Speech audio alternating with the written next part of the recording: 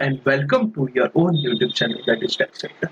आज के वीडियो में हम लोग chapter 3 of income tax CS executive revision करने वाले हैं। चैप्टर 3 मींस जिस एग्जेम्प्ट इनकम की बातें करता है, सेक्शन 10 जो बातें करता है उसका रिवीजन हम लोग करने वाले हैं। सेक्शन 1 से लेके 9 हम लोग ऑलरेडी रिवाइज कर चुके हैं, उसके साथ साथ अदर सोर्सेज भी हम लोग रिवाइज कर चुके हैं। Section 1 short title commencement and action था, याद करो मैंने कराया है अच्छे से। सेक्शन 2 डेफिनेशन था। Section 3 previous year. सेक्शन 4 किसकी बात करता है सर?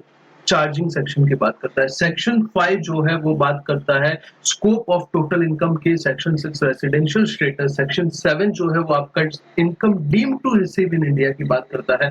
सेक्शन 8 जो है इंटरिम डिविडेंड पोर्शन में नहीं है। Section 9 income deem to accrue and arise in India की बात करता है। और अभी हम लोग आज के चैप्टर में सेक्शन 10 का रिवीजन करने वाले हैं जो कि है एग्जेम्प्ट इनकम। आपका जो मॉड्यूल है उसमें सेक्शन 10 जो उन्होंने, मेरे को कैसा लगता है कैसे चैप्टर बनाया है, इनकम टैक्स एक्ट में सेक्शन कंट्रोल एफ किया, फाइंड किया, सेक्शन 10 के रिलेटेड जितने भी सेक्शन लिखे हैं सब कुछ एक जगह पे क्लब करके फेंक दिया। हम लोग ऐसा नहीं करेंगे, हमने जैसे क्लास में किया था वैसे ही करेंगे।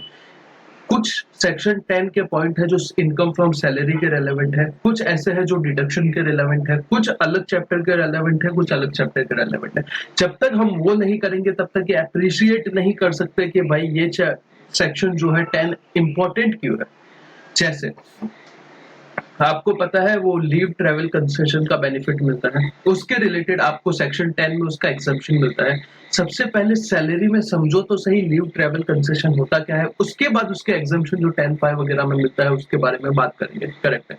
तो ये लेक्चर में आपको पार्ट 1 मिलने वाला है चैप्टर 3 का, जिसमें एग्रीकल्चर इनकम पूरा मैं समझा दूंगा, 10AA पूरा समझा दूंगा, और कुछ ऐसे एग्जम्पशन है जिनका किसी से कोई रिलेशन नहीं है वो भी हम यहाँ पे रिवीजन करेंगे। समझेंगे नहीं, रिवीजन करेंगे। समझ चुके रहोगे, अभी एग्जाम का टाइम है, हम लोग क्या करेंगे फटाफट रिवाइज करेंगे। और उसके बाद जब भी अपने डिडक्शन सैलरी वगैरह का मैं रिवीजन करा दूंगा directly from module. No one is going to that do that from module, because module से कराना इतना इजी नहीं होता यार। मॉड्यूल कैसा है आपको भी पता है अपने टेक्स्ट का, तो हम डायरेक्टली मॉड्यूल से करेंगे ताकि आपका कुछ नहीं छूटे। पहले पार्ट में चैप्टर 3 जो कि अभी आपको मिल रहा है, इसमें एग्रीकल्चर इनकम है, 10AA वाला सेक्शन है जो कि इंपॉर्टेंट है, और कुछ ऐसे 10(6) वगैरह है जिसका कहीं कोई रिलेशन नहीं है, स्पेसिफिकली यहाँ से ही है। जिस जिससे मेरा क्लास लिया था भाई, आपको एक चार्ट बना हुआ है, पता है, सिर्फ उतना कर लो, उससे ज्यादा करने की जरूरत नहीं। जो आपके नोट्स के अंदर चैप्टर 3 इंक्लूडेड है ना, उसके बाद बस एक वीडियो देख लेना, काम बन जाएगा। वही कर दोगे तो भी चलेगा, कोई इश्यू की बात नहीं। ये रिवीजन के लिए सुन लेना, फटाफट फटाफट आपका 40 मिनट के आसपास में ये पूरा 3 टॉपिक रिवाइज हो जाएगा। करेक्ट है। चलो फिर हम लोग स्टार्ट करते हैं जाके। एग्रीकल्चर इनकम सबसे पहले देखेंगे, फिर कुछ नॉमिनल जो है रिडक्शन वो देख लेंगे, और फिर बाद में जाके लास्ट में कौन सा देख लेंगे हम लोग, 10AA वाला देखेंगे। ठीक है, चलो ऑल द बेस्ट। अच्छे से पढ़ते हैं हम लोग चैप्टर 3। स्टार्ट करते हैं चैप्टर 3 का रिवीजन डायरेक्टली फ्रॉम आपके मॉड्यूल से।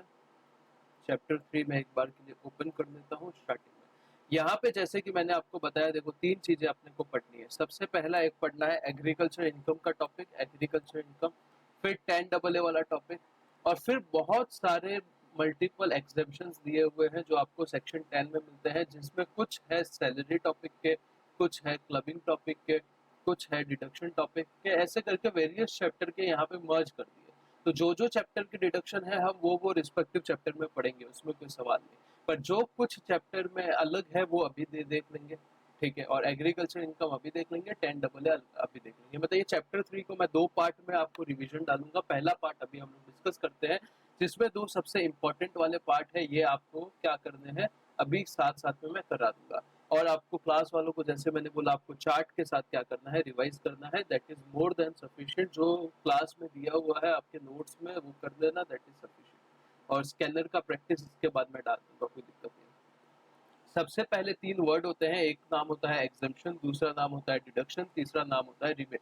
सर ये तीनों में फर्क क्या होता है? देखो एग्जम्पशन क्या होते हैं, ये सेक्शन 10 में मिलते हैं जनरली। एग्जम्पशन का मतलब है कि आपको एग्जम्पशन दिया जा रहा है, मतलब आपको माफ किया जा रहा है। इसमें जो जो इनकम दिया रहेगा वो टोटल इनकम में आएगा ही नहीं। टोटल इनकम में वो जो पांचों हेड की इनकम होती है ना, उसमें आएगा ही नहीं, सीधा सीधा exempt. Exemption are claim on the basis of source of income.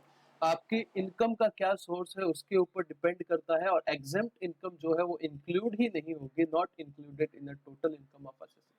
Deduction क्या होते हैं? जनरली आप कुछ एक्सपेंस करते हो, इन्वेस्टमेंट करते हो, वो सब आपके डिडक्शन होते हैं। कुछ आपके रेवेन्यू बेस्ड डिडक्शन भी होते हैं। कैसे डिडक्शन? Revenue based deduction. इसका क्या मतलब होता है कि पहले आपको इनकम में वो चीज ले लेनी है, फिर आपको नीचे क्या मिल जाएगा, उसका डिडक्शन मिल जाएगा। और रिबेट क्या होता है? रिबेट आपका सिंपली होता है कि आपके जो टैक्स का अमाउंट है, जो आपको इनकम टैक्स भरना है गवर्नमेंट को, उसमें से कुछ अमाउंट आपको रिबेट मिल जाएगा, मतलब उसमें से आपको क्या कर देना है, रिडक्शन मिल जाएगा। जैसे कि आपका 87A का रिबेट है। फिर यहाँ पे कुछ सेक्शंस दिए हुए हैं, जैसे कि मैं अभी आपको बता रहा था, ये देखो, ये माइनर वाला जो सेक्शन है ये हम लोग कहाँ पे देखते हैं? क्लबिंग में देखते हैं। बायबैक वाला हम लोग कहाँ पे देखते हैं? कैपिटल गेन्स में देखते हैं। ऐसे करके ये पीजीबीपी में हम लोग देखते हैं। रिवर्स मॉर्गेज हम कहाँ देखते हैं? रिवर्स मॉर्गेज हम कैपिटल गेन्स में देखते हैं। ये हम लोग कहाँ पे देखते हैं? न्यू पेंशन सिस्टम आपका डिडक्शंस में देखते हैं। ऐसे करके ये लोग ने एक जगह पे ही सब कुछ डाल दिया है, ऊपर से नीचे तक। तो मैं यहाँ पे, जैसे मैंने आपको बार बार बता दिया है, वो मैं करने वाला हूँ। एग्रीकल्चर इनकम, तो सबसे पहले एग्रीकल्चर इनकम का मतलब क्या होता है, ये वर्ड वाली फॉर्मेट में आ जाओ, मैं आपको समझाता हूँ फटाफट। देखो, 4 चीजें आपकी एग्रीकल्चर इनकम के डेफिनेशन में आती है। कितनी चीजें? 4 चीजें। सबसे पहले, जो लैंड है उसमें से रेंट आ रहा है, उसको एग्रीकल्चर इनकम बोलेंगे, पर वो लैंड इंडिया में होना चाहिए, पहला पॉइंट। और दूसरा पॉइंट है जो कि इंपॉर्टेंट है, वो लैंड एग्रीकल्चर पर्पस के लिए यूज होना चाहिए। पहला वो इंडिया में होना चाहिए, और दूसरा किसके लिए यूज होना चाहिए? एग्रीकल्चर पर्पस के लिए यूज होना चाहिए। ये 2 इंपॉर्टेंट पॉइंट है। सेकंड, अगर आप कोई एग्रीकल्चर प्रोड्यूस का सेल कर रहे हो, वो भी आपका एग्रीकल्चर इनकम है, भले ही बेसिक ऑपरेशन है या सब्सिक्वेंट ऑपरेशन है, कोई फर्क नहीं पड़ता। तीसरा, कोई नर्सरी का इनकम है, इसके ऊपर कोई तो रोज प्लांट वाला एक केस लॉ है।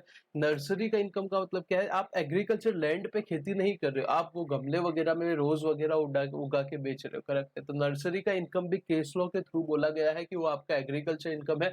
जब क्लास में मैं पढ़ा रहा था, मैंने फुल फ्रिक्वेंटली वो केस लॉ का आपको जजमेंट समझाया था कि पहले हाई कोर्ट ने क्या बोला, फिर क्या हुआ, एकदम अच्छे से हम लोग ने समझा था। और इनकम फ्रॉम फार्म बिल्डिंग, मतलब अगर कोई फार्म बिल्डिंग का मतलब क्या है? जो आपका फार्म हाउस से इनकम आपको मिलेगा, वो भी एग्रीकल्चर इनकम माना जाएगा, पर प्रोवाइडेड कुछ कंडीशन सेटिस्फाई होनी चाहिए। ये जो फार्म हाउस है वो आपका एग्रीकल्चर पर्पस के लिए यूज होना चाहिए। Immediate vicinity of agriculture land होना चाहिए, मतलब जो आपका एग्रीकल्चर लैंड है उससे एकदम चिपक के होना चाहिए, और लैंड रेवेन्यू के थ्रू असेस होना चाहिए। बस 3 कंडीशन होगी तो आपका ये भी क्या मान लिया जाएगा? एग्रीकल्चर इनकम मान लिया जाएगा। और एग्रीकल्चर इनकम सेक्शन 10 सबसेक्शन 1 में क्या हो जाएगा? एग्जम्प्ट हो जाएगा। Is it? वापिस मैं मॉड्यूल में आता हूँ। यहाँ पे देखो 10(1) में एग्रीकल्चर इनकम का मतलब बताया हुआ है। थोड़ा सा फैल के लेट के बताया, अपने को जितना जरूरी है मैंने बता दिया। पहला रेंट, दूसरा आपका कुछ सेल करके, जो आप बेसिक एग्रीकल्चर के ऊपर ऑपरेशन करते हो ना, कल्टीवेशन, और जो किसान का काम होता है वो काम करके जो इनकम कमाता है, बेसिक ऑपरेशन हो या सब्सिक्वेंट ऑपरेशन हो, फर्क नहीं पड़ता। यहाँ पे कुछ एग्जाम्पल्स दिए हुए हैं। फिर सेल ऑफ एग्रीकल्चर प्रोड्यूस भी आपका क्या माना जाता है? एग्रीकल्चर इनकम में आ जाएगा। फिर रेफरेंस ऑफ केस लॉ दिया हुआ है। ये रेफरेंस क्या दिया हुआ है मैंने क्लास में अच्छे से बताया था, पर यहाँ पे अपने को सिर्फ ये समझना है कि जो नर्सरी का इनकम है वो भी आपका क्या माना जाएगा? एग्रीकल्चर इनकम माना जाएगा। इसके ऊपर एमसीक्यू आ सकता है। फिर कुछ रूल है, रूल 7 है, रूल 7A है, रूल 7B है, और रूल 8 है। ये रूल क्या है सर, ये बताओ। रूल का मतलब क्या है? देखो, एग्रीकल्चर इनकम कितना है ये बताना मुश्किल है ना। कुछ कुछ चीजों में क्या होगा, समझो मैं, मेरा फार्म है, मैंने फार्म में पोटैटो उगाए, क्या किया? पोटैटो उगाए। फिर कुछ पोटैटो बेच दिए। फिर बहुत सारे पोटैटो ऐसे ही बचे हुए थे कि भाई अभी क्या करूं इनका। तो मैंने क्या किया, मैंने एक मशीन लगवाया, कुछ आदमी रखे, वो पोटैटो के पोटैटो चिप्स बना के आगे बेच दिए। तो इसमें सिर्फ एग्रीकल्चर इनकम नहीं है, आप देखोगे तो इसमें क्या है? बिजनेस का इनकम भी है, करेक्ट है? एग्रीकल्चर इनकम भी है, बिजनेस का इनकम भी है, दोनों इनकम है इसमें, करेक्ट है? तो कैसे पता चलेगा कि कौन सा एग्रीकल्चर इनकम है, कौन सा बिजनेस इनकम है? रूल 7 जो है वो सबके लिए है। रूल 7A, 7B और रूल 8, ये सिर्फ चाय, कॉफी और रबर के लिए, टी, कॉफी एंड रबर के लिए, ठीक है? तो सबसे पहले बात करते हैं रूल 7 क्या बोलता है। रूल 7 सिंपल सी चीज बोलता है कि बाइफरकेट करो, पहले पता लगाओ कि जो एग्रीकल्चर प्रोड्यूस सेल हुआ है वो रॉ फॉर्म में हुआ है या फर्दर प्रोसेसिंग करके सेल हुआ है, मतलब एज पोटैटो डायरेक्ट सेल हो चुका है, या फिर उसके ऊपर कुछ प्रोसेस करके फिर वो पोटैटो को सेल किया है। तो चल सर पता चला कि वो रॉ फॉर्म में सेल हो चुका है एज इट इज। अगर रॉ फॉर्म में सेल हुआ है तो उसको क्या मानेंगे? एग्जम्प्ट मान लेंगे कि भाई वो एग्रीकल्चर इनकम है, और उसको हम लोग क्या कर देंगे? एग्जम्पशन दे देंगे। समझो सर, वो आफ्टर प्रोसेस क्या हुआ है? सेल हुआ है, मतलब उसके ऊपर कुछ प्रोसेस किया फिर सेल किया। तो पता चला सर कि वो प्रोसेस कंपलसरी था, मतलब कोई कुछ केमिकल्स वगैरह लगाने थे जिससे उसका लाइफ बढ़ जाए, खराब ना हो, बाहर मार्केट में जाए तो खराब ना हो। अगर वो प्रोसेस कंपलसरी था तो वो एग्रीकल्चर इनकम माना जाएगा, एग्जम्प्ट रहेगा। पर अगर वो प्रोसेसर ऑप्शनल था तो ध्यान रखो, ये देखो ये दो सिचुएशंस में तो एग्जम्प्ट होगा। अगर आपने रॉ फॉर्म में बेच दिए तो भी एग्जम्प्ट होगा, अगर प्रोसेस कंपलसरी है तो भी एग्जम्प्ट हो जाएगा। पर अगर प्रोसेस ऑप्शनल है तो ध्यान रखो, एग्रीकल्चर इनकम कितना होगा और बिजनेस इनकम कितना होगा, ये इंपॉर्टेंट है, ध्यान रखना ध्यान रखना ध्यान रखना। फिर से बता रहा हूँ, एग्रीकल्चर इनकम कितना होगा, जो आपका फेयर मार्केट वैल्यू है एग्रीकल्चर प्रोड्यूस का, जो एग्रीकल्चर प्रोडक्ट का वो दिन का फेयर मार्केट वैल्यू कितना है वो ले लो, उसमें से वो प्रोडक्ट उगाने का कॉस्ट क्या लगा वो लेस कर दो, तो ये आपका क्या बन जाएगा, एग्रीकल्चर इनकम बन जाएगा। तो इसके ऊपर तो टैक्स नहीं लगेगा, एग्जम्प्ट हो जाएगा। पीजीबीपी का इनकम कितना बनेगा, जो आपने ये मतलब पोटेटो का जो फेयर मार्केट वैल्यू था उसमें से कॉस्ट पोटेटो उगाने का क्या लगा वो लेस कर दिया पोटेटो उगाने का, तो एग्रीकल्चर इनकम बन गया। सेलिंग प्राइस आपका पोटेटो चिप्स का क्या सेलिंग प्राइस था वो ले लो, उसमें से ये fair market value of agriculture produce less कर दो, उसमें से कॉस्ट फर्दर एक्सपेंस जो तलने वगैरह का जो कॉस्ट लगा रहेगा वो लेस कर दो, फर्दर एक्सपेंस जो भी पोटैटो चिप्स उगाने के लिए लगे रहेंगे वो भी लेस कर दो, तो आपका क्या मान लिया जाएगा, ये पीजीबीपी का इनकम मान लिया जाएगा। इस पे नॉर्मल टैक्स लग जाएगा, ये माफ हो जाएगा। करेक्ट, ये रूल 7 बोलता है। फिर रूल 8 क्या बोलता है, एक रूल 7 रबर का, रबर क्या बोलता है सर, सिंपल सी बात है, अगर आप रबर के अंदर डील कर रहे हो तो सीधा का सीधा बात है 65% आपका मान लिया जाएगा एग्रीकल्चर और 35% आपका क्या मान लिया जाएगा, बिजनेस। रेशियो दे दिया है सिंपल सा, कि जितना आपका इनकम हुआ, प्रॉफिट हुआ, उसका 65% हम क्या बोलेंगे एग्रीकल्चर इनकम है और 35% क्या बोलेंगे बिजनेस इनकम है। बहुत ही सिंपल है, एग्जांपल देखते हैं यहाँ पे। ये क्या करता है, निखिल मैन्युफैक्चर करता है लेटेक्स जिससे वो रबर बनाता है। These are subsequently sold in the market INR 50 lakh, 50 lakh रुपए में सेलिंग प्राइस है, उसमें से मैन्युफैक्चरिंग कॉस्ट है 12 लाख का, ग्रोइंग का कॉस्ट है 18 लाख। तो क्या किया देखो ध्यान से समझो, 50 लाख रुपए टोटल इनकम हुआ, उसमें से 30 लाख रुपीज, वो 18 लाख और 12 लाख जो कॉस्ट था वो लेस कर दिया, तो आपका कितना बचा, 20 लाख रुपीज आपका क्या प्रॉफिट आ गया। इसमें से 35% आपका क्या होगा, 35% एग्रीकल्चर इनकम होगा कि बिजनेस इनकम होगा। जो कम है ना वो बिजनेस है, जो कम है वो बिजनेस है, जो ज्यादा है वो क्या है, एग्रीकल्चर है। बेनिफिट देना चाहती है ना गवर्नमेंट, जो ज्यादा पार्ट है वो एग्रीकल्चर है और कम पार्ट है वो क्या है, बिजनेस है। सिंपल है सर। यहाँ पे और रूल्स है, देखो रूल अपन के कौन कौन से हो गए, रूल 7 हो गया और रूल 7A हो गया, करेक्ट है, रबर का हो गया। अभी कॉफी के रिलेटेड 2 रूल है, ये भी कॉफी के रिलेटेड रूल है और ये भी कॉफी के रिलेटेड रूल है। अगर आप कॉफी को ग्रो करते हो और मैन्युफैक्चर करते हो, सिर्फ 2 काम करते हो, उसको उगाते हो और उसको मैन्युफैक्चर कर देते हो, मतलब कॉफी बीन्स बना देते हो वो झाड़ में से, तो आपका 75% इनकम एग्रीकल्चर माना जाएगा और 25% इनकम क्या माना जाएगा, आपका बिजनेस इनकम माना जाएगा। पर अगर आप कॉफी को ग्रो करते हो, क्योर करते हो, रोस्ट करते हो, ग्राउंड करते हो, मतलब और ज्यादा उसके ऊपर प्रोसेस बिजनेस की लगा रहे हो, मतलब आप बिजनेस माइंडेड हो, आप सोच रहे हो कि और कुछ इसके ऊपर एक ग्रोन, क्योर्ड, रोस्ट करके, ग्राउंड करके कुछ ऐसा और कुछ करते हैं और ज्यादा पैसा कमाते हैं, तो वो केस में आपका 60% एग्रीकल्चर मान लिया जाएगा और 40% क्या मान लिया जाएगा, बिजनेस मान लिया जाएगा। और टी के लिए 60% एग्रीकल्चर और 40% बिजनेस। सर याद कैसे रखेंगे वो बताओ। सबसे पहले जो बड़ा वाला पोर्शन है वो एग्रीकल्चर इनकम का है, जो छोटा वाला पोर्शन है वो बिजनेस का है। इतना क्लियर है, इतना क्लियर है। देखो रबर सबसे अलग है ना, चाय कॉफी तो भाई भाई है, मतलब चाय कॉफी तो साथ ही रहते हैं ना, तो चाय कॉफी देखो 60 और 75 ऐसा ही रेशियो है। इसका देखो कैसा 65-35 अजीब सा रेशियो है, रबर खुद ही अजीब है तो इसका 65-35 अजीब सा रेशियो है। कॉफी का 60-40 दोनों का, कॉफी का और टी का दोनों का 60-40 है। पर अगर कॉफी सिर्फ ग्रोन और मैन्युफैक्चर्ड है तो उसका 75-25। अभी आपको बार बार मैंने क्या बोला था, बार बार रिवाइज करो, याद हो जाएगा, मैंने क्लास में 5-6 बार इसको जोर जोर से बोला था, तो आपके अभी तक कान में बज रहा रहेगा। फिर यहाँ पे वो फार्म लैंड के बारे में बोला हुआ है कि फार्म लैंड क्या, अगर इमीडिएट विसिनिटी का होना चाहिए। फिर अर्बन एरिया का डेफिनेशन दिया हुआ है जो कैपिटल गेन्स में होता है, सेम टू सेम है। अगर आपका पॉपुलेशन 10,000 है तो अर्बन एरिया माना जाएगा, 10,000 से 1 लाख है तो बाहर का 2 किलोमीटर का एरिया भी अर्बन माना जाएगा, अगर 1 लाख से 10 लाख है तो बाहर का 6 किलोमीटर का एरिया भी अर्बन माना जाएगा, और 10 किलोमीटर से ज्यादा है तो बाहर का 8 किलोमीटर का एरिया भी क्या माना जाएगा, अर्बन माना जाएगा। सिंपल है। फिर आगे आते हैं एग्रीकल्चर और नॉन एग्रीकल्चर दोनों इनकम है आपकी टोटल इनकम में, तो सर उसका कंपटीशन कैसे होगा? यहाँ पे गवर्नमेंट सीधा सीधा आपसे टैक्स नहीं ले रही है, गवर्नमेंट ऐसा हाथ पीछे करके आपसे टैक्स निकालना चाहती है। सर एग्रीकल्चर इनकम पे टैक्स नहीं ले रही गवर्नमेंट, क्या किसानों को फायदा देना चाहती है? भाई फायदा वायदा ठीक है, इनकम टैक्स आपको पता रहेगा तो सेंट्रल गवर्नमेंट लगा ही नहीं सकती, वो state government. Income tax on agriculture, agriculture के ऊपर सेंट्रल गवर्नमेंट नहीं लगा सकती, स्टेट गवर्नमेंट को पावर दिया हुआ है, और इनकम टैक्स जो कानून है वो सेंट्रल का है, तो ऑब्वियस सी बात है ये नहीं लगा सकते। फिर भी ये देखो ना कि ट्राई कर रहे हैं कैसे ना कैसे करके टैक्स लिया जाए। तो ये क्या है, पार्शियल इंटीग्रेशन का कंसेप्ट है। पार्शियल इंटीग्रेशन मैंने अच्छे से कराया था।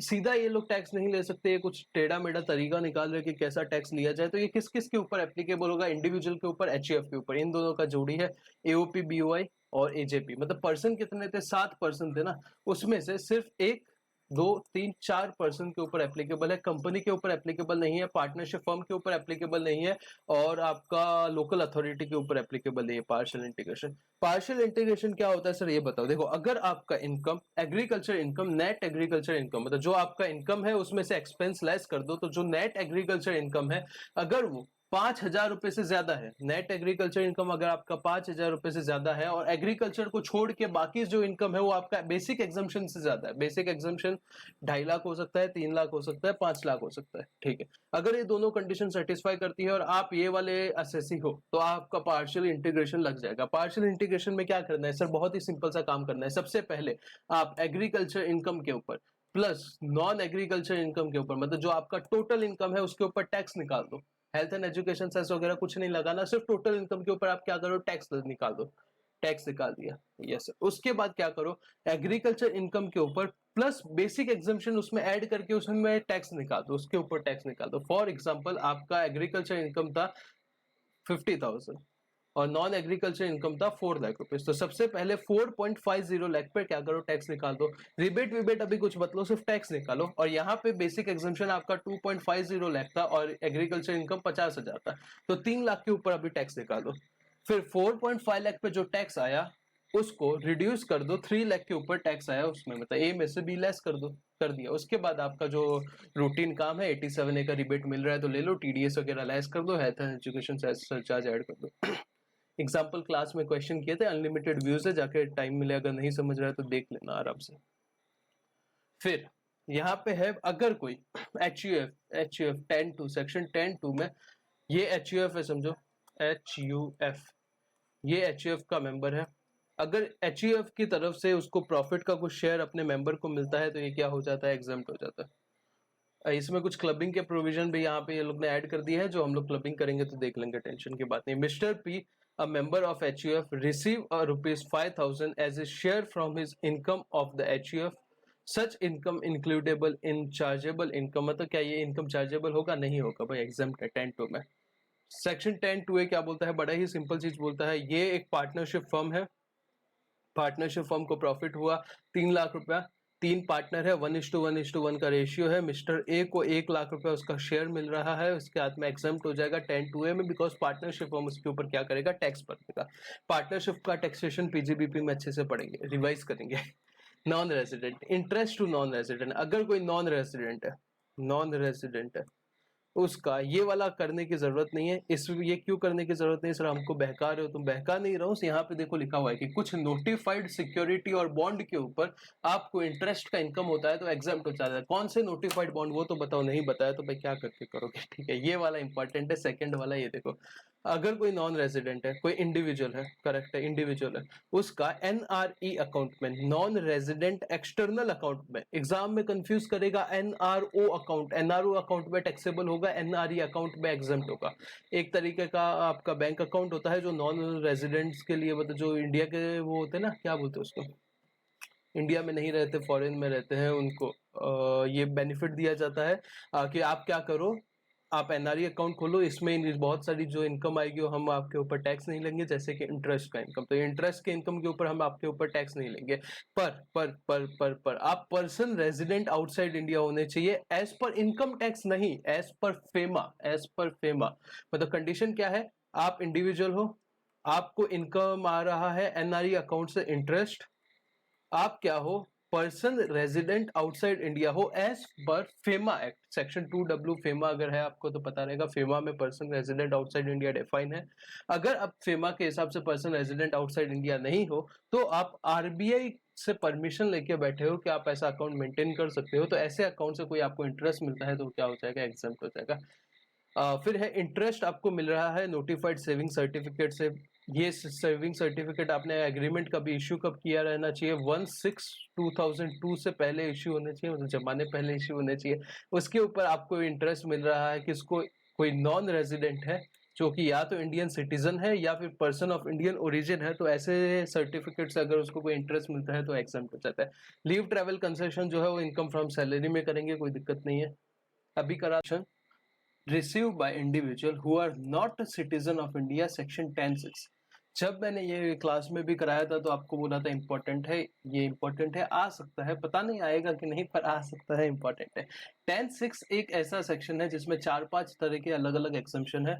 सब में एक चीज कॉमन है कि जो रिसीवर है वो नॉन सिटीजन है, वो इंडिया का सिटीजन नहीं है, ठीक है। सबसे पहला remuneration receive by specified diplomat and their staff.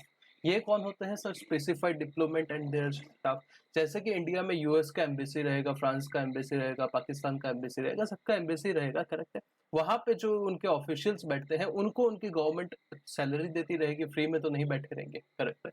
तो वो सैलरी रिसीव कहाँ हो रही है, इंडिया में रिसीव हो रही है, तो क्या वो इंडिया में टैक्सेबल होगी, तो वही लिखा है कि यहाँ पे हम एग्जेम्पशन दे सकते हैं पर कुछ कंडीशन के साथ देंगे। सबसे पहले एज पर सेक्शन 10(6)(2), सेक्शन याद करने की जरूरत नहीं है, सिर्फ 10(6) याद कर देना। अगर कोई इंडिविजुअल है जो कि सिटीजन नहीं है इंडिया का, जिसको रिसीव हो रहा है रेम्यूनरेशन, एम्बेसी का आदमी है, high commission, commission, consulate, trade representative या फिर कोई भी स्टाफ है जो जिसको सैलरी मिल रहा है, पर एग्जेम्प्ट कब होगा पता है, जब करस्पॉन्डिंग इंडियन ऑफिशियल का सैलरी एग्जेम्प्ट होगा ना फॉरेन में, तो ही उसका एग्जेम्प्ट होगा। इसका क्या मतलब है, अगर कोई यूएसए का आदमी इंडिया में बैठा है, उसका सैलरी या रेम्यूनरेशन हम तब एग्जेम्प्ट करेंगे जब हमारा आदमी यूएसए में बैठा है, उसका तुम एग्जेम्प्ट करोगे ना, तब एग्जेम्प्ट करेंगे। अगर उसका टैक्सेबल है तुम्हारा भी टैक्सेबल, अगर उसका एग्जेम्प्ट है तो तुम्हारा भी एग्जेम्प्ट, सिंपल सा फंडा है। Yes sir. इसके साथ एक और यहाँ पे पॉइंट है, अगर सीए फाइनल में था एक पॉइंट पर आपके मॉड्यूल में नहीं है तो मेंशन करके भी कुछ मतलब नहीं है, ध्यान देने की जरूरत है। फिर salary of a foreign employee and non resident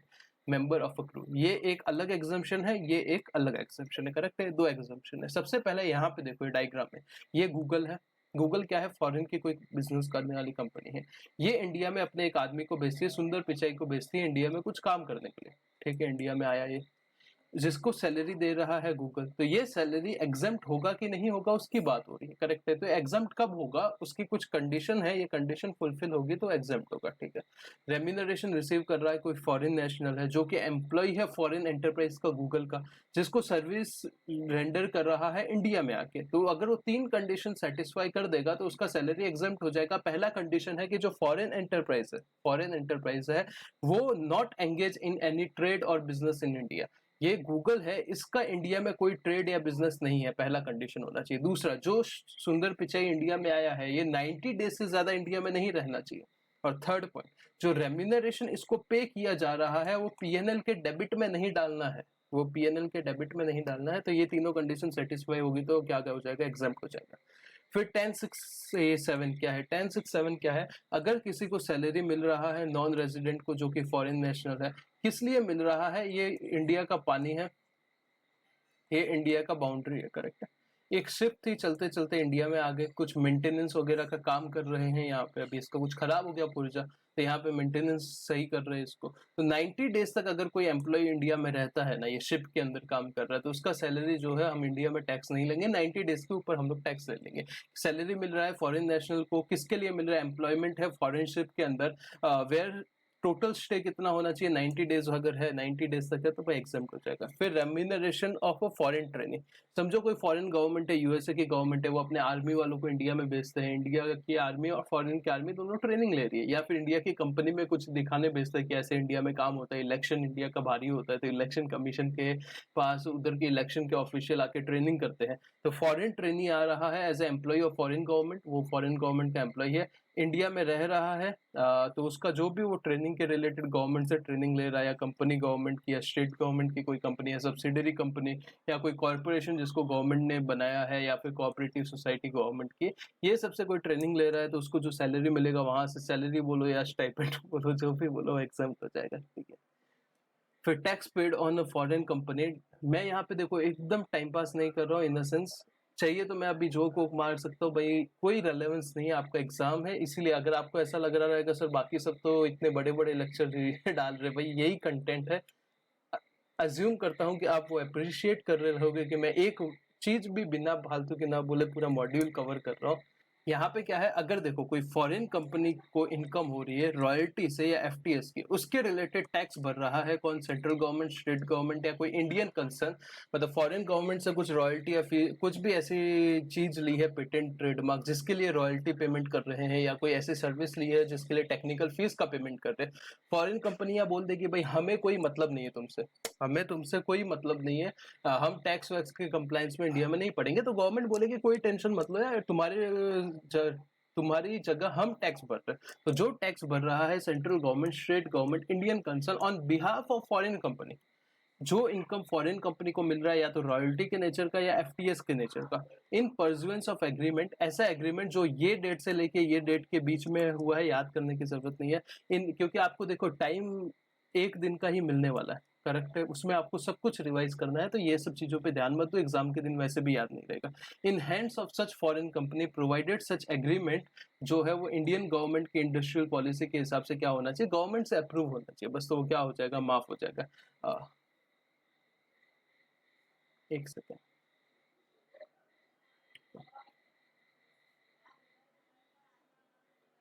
यहाँ पे देखो कौन सा था ऊपर, था रॉयल्टी और फीस फॉर टेक्निकल सर्विस है, यहाँ पे सैलरी को, रॉयल्टी को और फीस फॉर टेक्निकल को, सर्विस को छोड़ के बाकी कोई पेमेंट हो रहा है, बाकी कोई तरीके का इनकम हो रहा है, सैलरी, रॉयल्टी और एफटीएस को छोड़ के बाकी कोई तरीके का इनकम हो रहा है, टैक्स पे कर रहा है government, state government and concern behalf of foreign company, तो सेम चीजें एक्सेप्ट हो जाएगा। यहाँ पे कोई इंडियन कंपनी काम करती है, एयरक्राफ्ट बनाती है, एयरक्राफ्ट का इंजन बनाती है, वो फॉरेन से क्या करती है, एयरक्राफ्ट इंजन वगैरह कोई लीज पे लाती है, उसके रिलेटेड उसको पेमेंट करती है, और उसमें कोई टैक्स का कंपोनेंट भी होता है, तो वो भी क्या हो जाएगा, यहाँ पे कवर हो जाएगा। फिर ये नोटिफाइड फॉरेन कंपनी कौन सी है वही नहीं बताई, तो आपको ध्यान देने की जरूरत नहीं है। फिर ये एनटीआरओ क्या है सर, नेशनल टेक्निकल रिसर्च ऑर्गेनाइजेशन, जिसको एनटीआरओ बोला जाता है, अगर कोई नॉन रेजिडेंट है या फिर कोई फॉरेन कंपनी है, non resident plus foreign company, जिसको इनकम हो रही है, कैसे इनकम हो रही है, बाय वे ऑफ या तो रॉयल्टी या एफटीएस, इनके थ्रू इनकम हो रही है, और रेंडर कहाँ हो रही है, इनसाइड या आउटसाइड इंडिया हो रही है, इनकम कहीं भी हो सकती है, या तो इन या आउटसाइड इंडिया, किससे हो रही है, एनटीआरओ से हो रही है, तो वो इनकम के ऊपर टैक्स पेमेंट नहीं आएगा, मतलब टीडीएस काटने की जरूरत नहीं है एनटीआरओ को। फिर सेक्शन 10(7) की बात करें तो एज पर 10(7) कोई भी अलाउंस मिल रहा है या परक्यूजिट मिल रहा है आउटसाइड इंडिया, गवर्नमेंट के कोई आदमी बैठे हैं तो वो क्या हो जाएंगे, एग्जाम्प्ट हो जाएंगे 10(7). यहाँ तक अभी मैंने ये कवर कर लिया, ये रिट्रेंचमेंट कंपेंसेशन ये सब कहाँ पे कवर है पता है, ये सब सैलरी में आएगा, ये सब मैंने बताया था, आपको याद रहेगा, मैक्सिमम 5 लाख रुपया, या फिर इंडस्ट्रियल डिस्प्यूट एक्ट में जो अमाउंट मेंशन है। तो यहाँ पे अभी ये डिजास्टर भोपाल गैस लीक वाला जो डिजास्टर है, उसमें अगर किसी को कुछ भी कंपेंसेशन मिला है, भोपाल गैस लीक हुआ था, भोपाल में हुआ था, आपको पता है, कोई एंडरसन करके आदमी था जिससे वो गैस लीक हो गया था, बहुत लोग, खतरनाक तबाही मचा था, तो उसमें जो भी गवर्नमेंट ने कंपनसेशन दिया है वो कंपनसेशन क्या हो जाएगा, एग्जाम्प्ट हो जाएगा, उसके ऊपर टैक्स नहीं लगेगा, विक्टिम होने चाहिए भोपाल गैस लीक डिजास्टर के, एग्जाम्प्ट हो जाएगा, पर कोई compensation receive for any expenditure which is allowed as a deduction from taxable income, जो कि एग्जाम नहीं होगा। तो कोई ऐसे खर्चे दिए हुए हैं कि आपको एजुकेशन के रिलेटेड लोन दे दिया जाएगा, उसका इंटरेस्ट अगर आप 80E में क्लेम कर रहे हो फॉर एग्जाम्पल, तो उसके ऊपर क्या आपको एग्जाम्पशन नहीं मिलेगा। फिर कोई भी तरीके का डिजास्टर होता है, डिजास्टर का मतलब वगैरह क्या है, ये सब थियोरी है, एक बार रीड करना, आपको एक चार्ट दिया हुआ है उसमें ये सब चीजें कवर हो जाएगी। फिर वॉलेंट्री रिटायरमेंट ये आपका आ जाएगा सैलरी में, मैं करा दूंगा, करेक्ट। अभी मैं सीधा से आपका 10AA के ऊपर आता हूँ, इसमें बहुत सारी चीजें मैंने कवर कर ली है, कोई दिक्कत की बात नहीं है, और एक और पार्ट 2 आएगा जिसमें बची हुई जो चीजें हैं ना वो सब मैं कवर कर दूंगा। उससे पहले 10AA जो कि एक इम्पॉर्टेंट सेक्शन है वो कराना जरूरी है, और ये पार्ट ए मैं खत्म कर दूं तो फिर क्या है, पार्ट बी मेरे को आसान रहेगा बनाना, कि ये देखो ना अभी माइनर ये क्लबिंग में है, अभी पहले मैं क्लबिंग रिवाइज कर रहा हूँ, फिर ये क्लबिंग में ही मैं ये टॉपिक करवा देता हूँ, मतलब अगर आपको पता रहेगा, और आपके मॉड्यूल में भी क्लबिंग में ये टॉपिक डाला हुआ है, पता नहीं बार बार क्यों दिया, ये बाईबैक वाला कैपिटल गेन में करते हैं। ये income from international sporting event, क्या पता इंपॉर्टेंट है कि नहीं है, मुझे तो नहीं लगता है। ठीक है, रिवर्स मॉर्गेज कैपिटल गेन का है, छोड़ो। अभी मैं सीधा आपका 10AA के ऊपर आता हूँ। 10AA बहुत ही इंपॉर्टेंट सेक्शन है।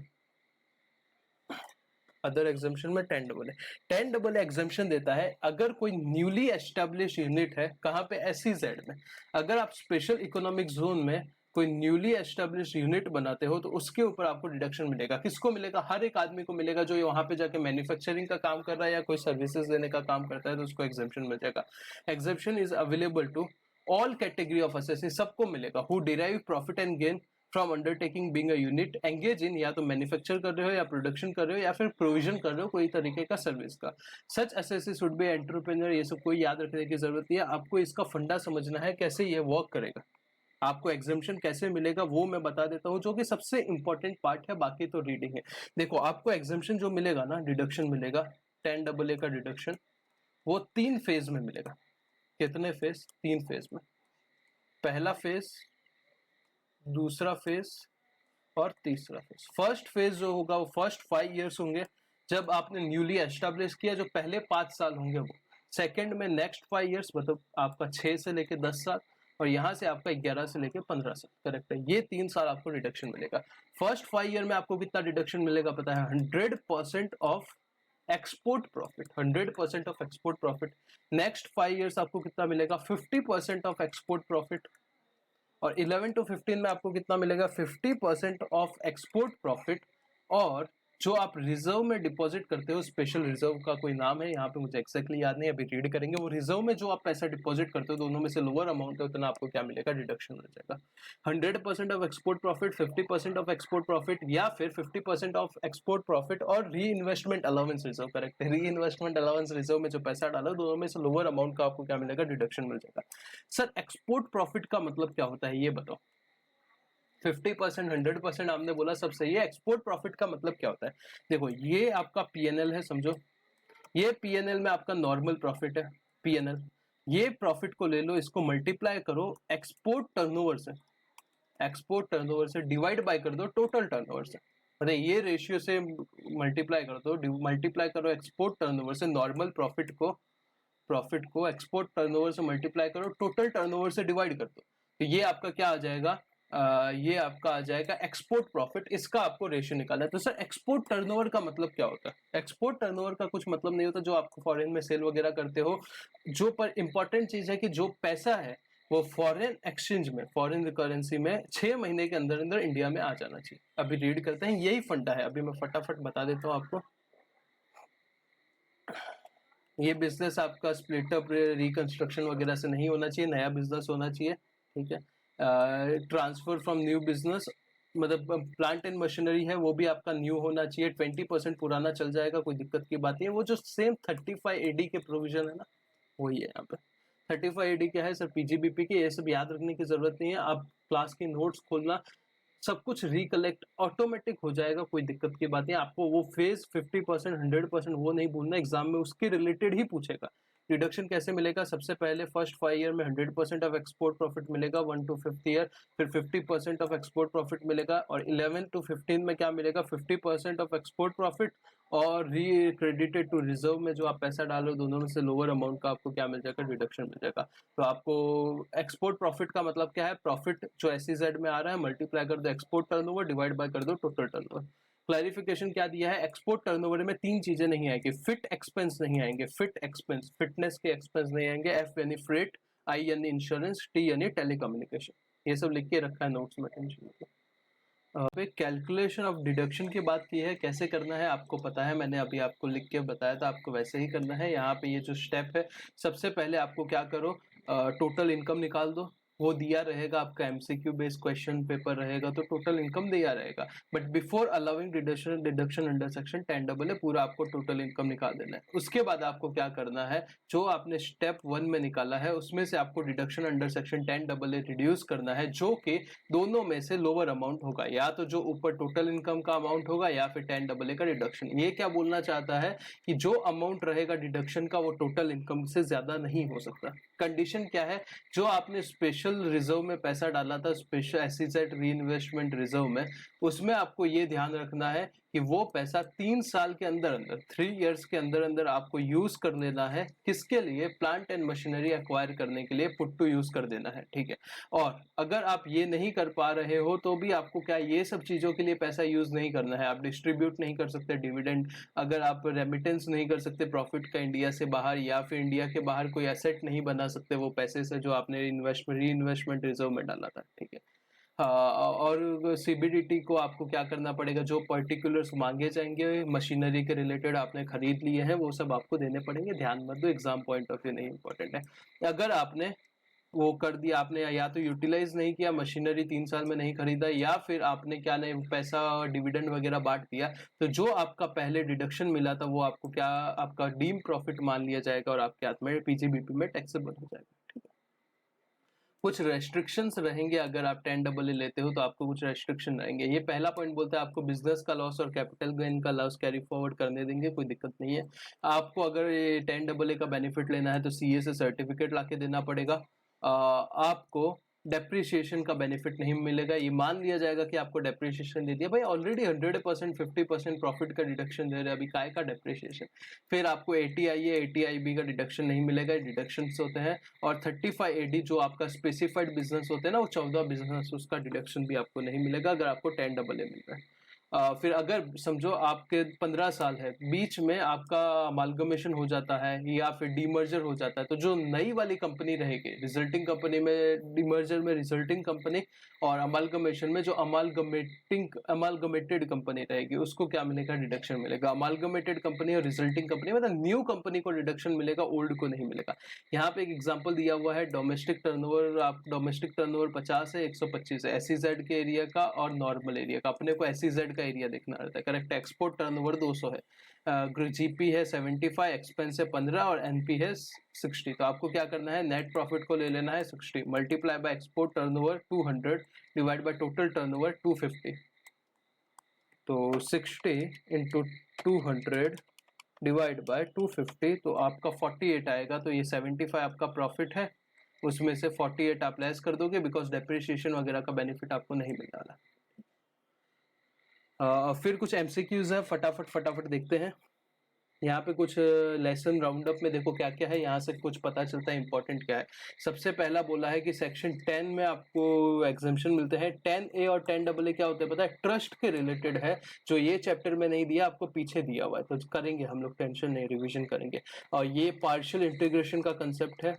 ये लीव एनकेसमेंट है जो मैं सैलरी में कराऊंगा, डोंट वरी, सिंपल है यार। वो लीव एनकेसमेंट था ना, अगर आपको फॉरेन कहीं पे घूमने भेज रहा है आपका बॉस, आपके स्पाउस को, आपके 2 बच्चों को, साथ में आपके डिपेंडेंट रिलेटिव का पैसा देता है, तो एग्जम्पशन मिलेगा 10 में।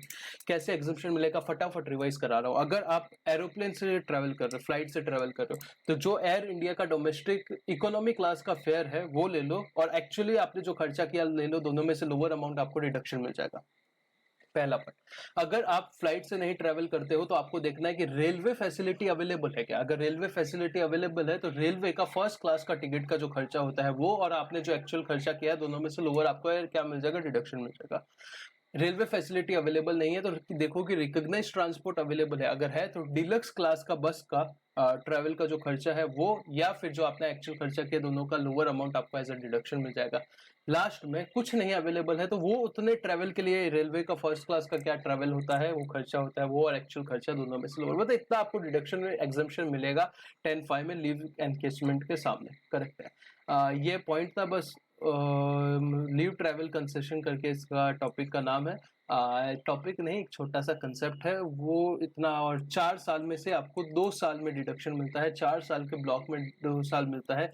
अभी 18, 19, 20, 21 ये ब्लॉक है, सैलरी में करेंगे अच्छे से।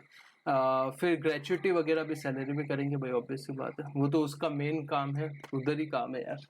फिर एमसीक्यूज क्या है? सबसे पहले कोई एनी रेंट और revenue derived from land may be treated as agriculture income. अगर वो लैंड से डिराइव होता है, सही है, लैंड सिचुएटेड इंडिया में होनी चाहिए। एग्रीकल्चर इनकम कब माना जाएगा? वो लैंड से डिराइव हो रहा है, लैंड इंडिया में है, वो लैंड एग्रीकल्चर पर्पज के लिए यूज हो रही है, ऑल ऑफ द अबव।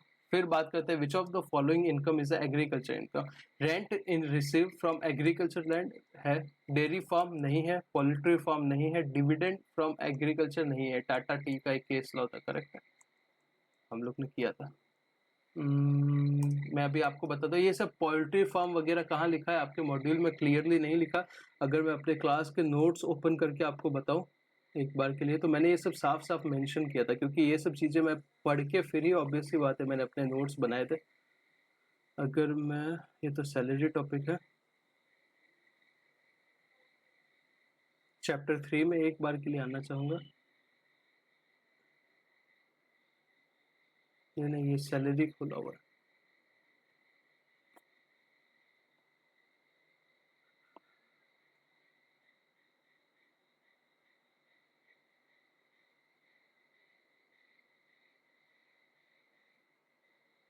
ये इंटर इनकम टैक्स।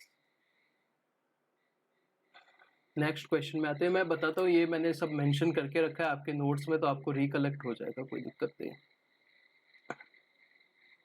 नेक्स्ट आते हैं, income of the assessee engage in the business of growing and manufacturing T in India is taxable. कितना होता है टी के रिलेटेड? सिंपल है, 60-40। 60 बिजनेस हो जाएगा, 60 एग्रीकल्चर हो जाएगा और 40 बिजनेस हो जाएगा। ज्यादा पार्ट क्या है आपका? एग्रीकल्चर है और कम पार्ट बिजनेस है। तो यहाँ पे क्वेश्चन क्या पूछा है, टैक्सेबल कितना होगा? एग्रीकल्चर 60 एग्जम्प्ट होगा तो 40 टैक्सेबल होगा। चौथा, इफ नॉन एग्रीकल्चर इनकम आपका 2,02,000 है और नेट एग्रीकल्चर इनकम 40,000 है, तो टैक्स लाइबिलिटी कितना आएगा? नील आएगा, क्योंकि पार्शियल इंटीग्रेशन में ही टैक्स लाइबिलिटी आता है। पार्शियल इंटीग्रेशन करने की जरूरत ही नहीं है, क्योंकि आपका non agriculture income basic exemption से कम है।